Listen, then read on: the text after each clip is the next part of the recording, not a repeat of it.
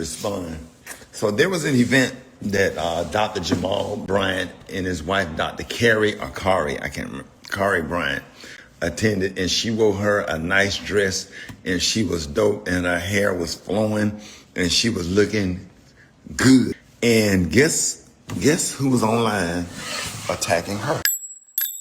In 2026, there are a lot of people talking about women's appearance, especially in the black community, just in general. More and more society hate the way God made them. Yeah. They think they too dark, they bleach their skin. Get plastic bags all stuffed in your hips. Plastic bags, old inner tubes, empty recycled box cartons, saving cereal boxes. You say the BBLs got trash in them? Like whatever you found on the street, they just stuffed it in your hips and around your butt? To get them shoved in their hips. That's right. And then when you walk, your whole hips is creaking, making crunchy noises. Now, in this case, you have a Christian pastor describing the average black woman or woman in the community that he's seeing outside. Don't say average. Some people, some women. Women's skin lightening. He talked about in this particular sermon, women wear pajamas and bonnets. But okay, that's regular women. We are not talking about women of God. And the reason why we're not talking about women of God or women who are Christians is because technically women of God should operate differently than the normal woman. But the reality is the preacher is talking about these average women because he's seeing these characteristics showing up in his church's congregation. He's right, you know. And this brings us to the one and only Dr. Jamal Harrison Bryant. Shout out to Baltimore.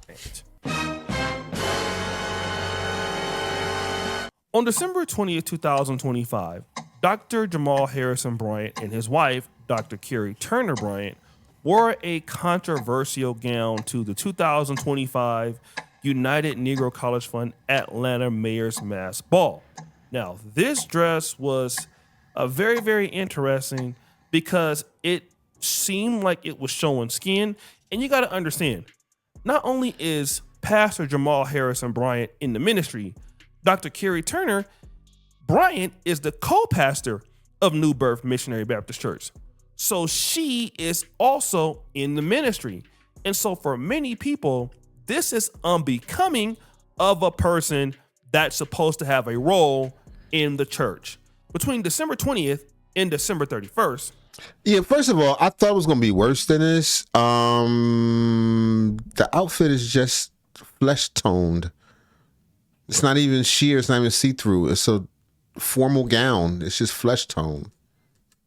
The whole internet was really talking bad about her appearance. Dr. Jamal Harrison Bryant addressed the criticism publicly during a New Year's Eve service on December 31st, 2025. Get this straight. I needed to deal with it head on because the other day the internet went crazy about a dress my wife had on. Now, they didn't say anything about the $4 million that was raised for the United Negro College Fund. They never mentioned that she prayed until heaven came down. They never Wait a minute. To heaven came down? said anything about this was the largest fundraiser for for HBCUs in the country. But insecure, jealous, petty, small-minded people got in their feelings and set up a false barometer of holiness based off of a dress. Now you got to help some people because some people have embraced the full knowledge of ignorance without any assistance for understanding. The dress was not see-through. The dress was flesh color. Right. But That's what I because noticed. you ain't never That's what I noticed too. It was just it was flesh colored dress. Now, I mean, one might call that provocative, but I mean, it's brown. She was brown. We went in nowhere and ain't never been exposed to nothing. Boy, you don't sit your stupid ass down. Who the fuck you think you is? You don't agree? So wait a minute. It's everybody else's fault. What he's pointing out is this is everybody else's problem. If you don't like the dress or if you're focused on the dress, it's an insecure problem. You are not talking about all the money that was raised at the fundraiser. I think I know her. You're not talking about the prayers in which she participated in. You're not talking about that this was the largest fundraiser for the United Negro College Fund this year. You're talking about everything else but that. And you're insecure, petty I think we should change the name of the United Negro College Fund. That's just me. people. Woo! But wait, there's more. I needed to set the record straight. Y'all don't like this. I need to set the record straight. I bought the dress. I bet you did. And I like it. So he admits something that's very interesting. He bought the dress. And if we can go back and just look at the crowd's reaction to the people who are so happy with what he's saying, it's obvious. Dr. Jamal Harrison Bryant, or Pastor Jamal Harrison Bryant, has a largely female-dominated congregation. That's most churches, period. That's just kind of how I go at church. Now, let's assume that Jamal Harrison Bryant is correct. If this was a one-time thing, his wife's fashion choice, if he was or she was the subject of criticism one time, in my honest opinion, I believe that Jamal Harrison Bryant would be more correct. He would be standing on just something that happened temporarily. This is a one-off. This is not consistent of his behavior. And in my honest opinion, he would have every right to at least say, look, give me a chance. It's one time. It's not like this is something that happens with us all the time. Right. But what Jamal Harrison Bryant cannot defend is this. And I want to say I am divorced because I cheated. I divorced because of my infidelity, not because this got to of do with anything? irreconcilable differences, but because I broke that covenant.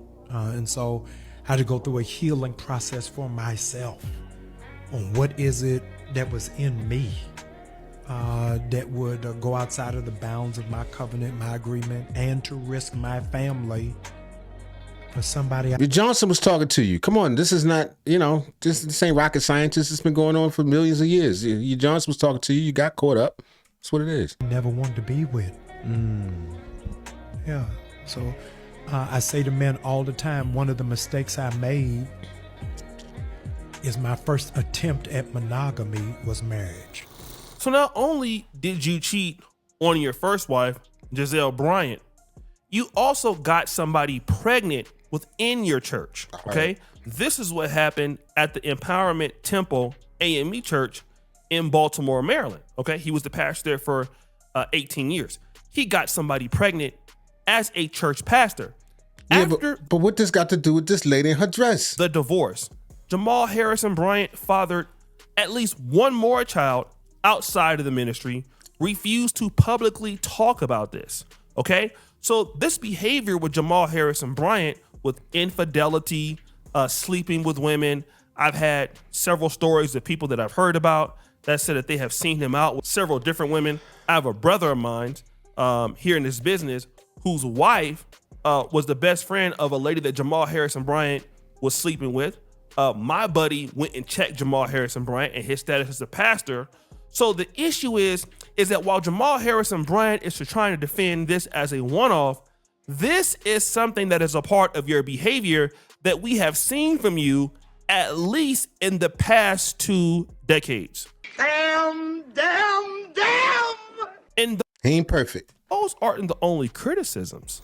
Attention, but I noticed the woman was paying attention to me. I was like, maybe she a fan. So I just walked past her.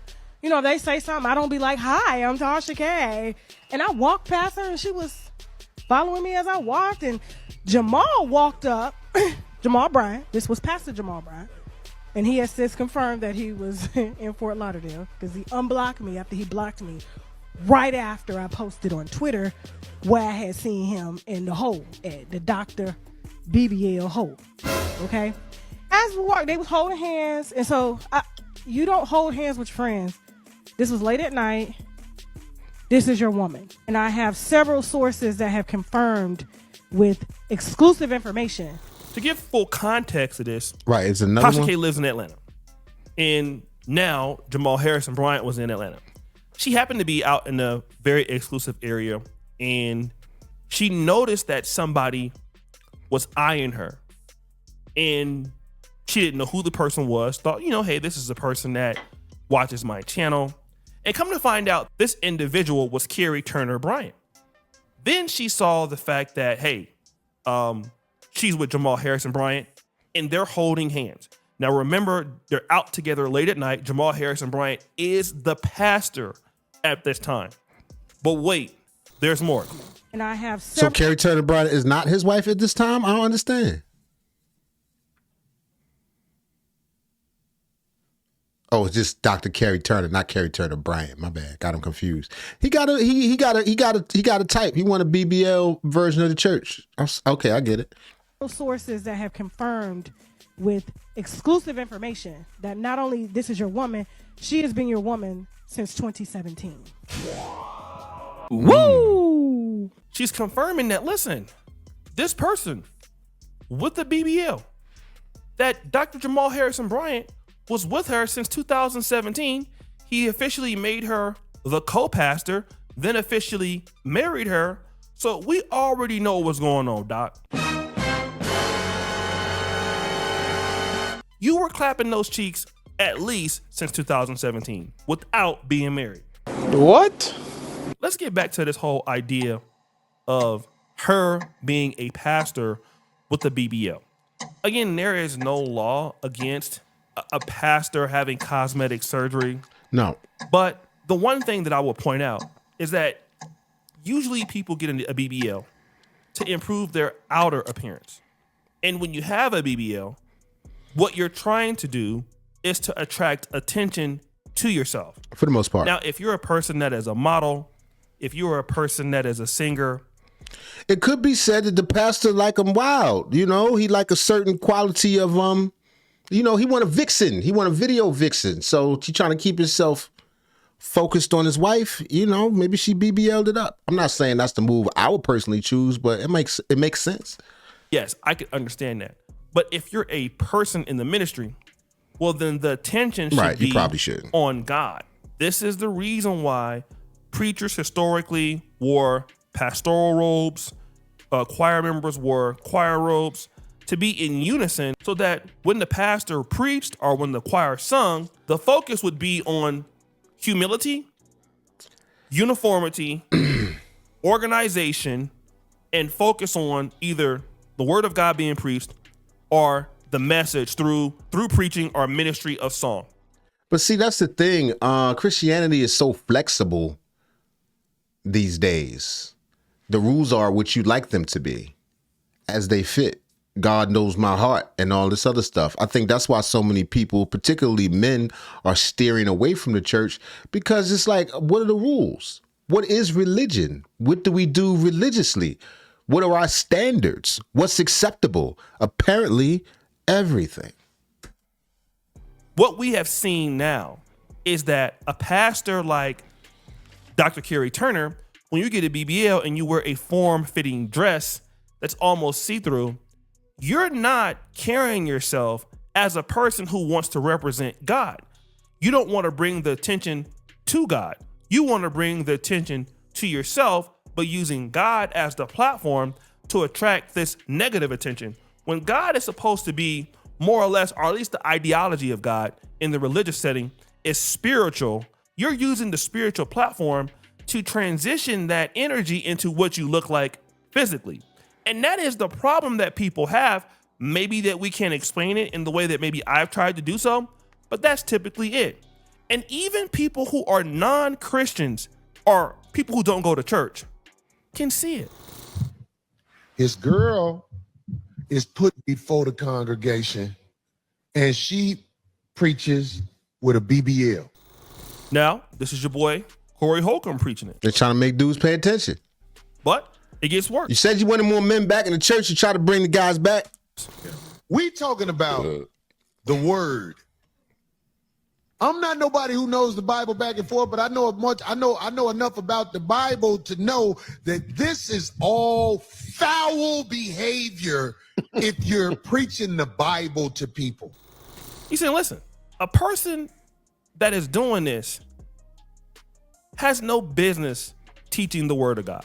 It has no place in it. And then again, he comes back with more logic. Now, you got a girl with a BBL speaking before the congregation. That's one thing. I've talked about this before. Then you have an interview with Cam Newton and you can't hold yourself. You say, you got some pretty legs.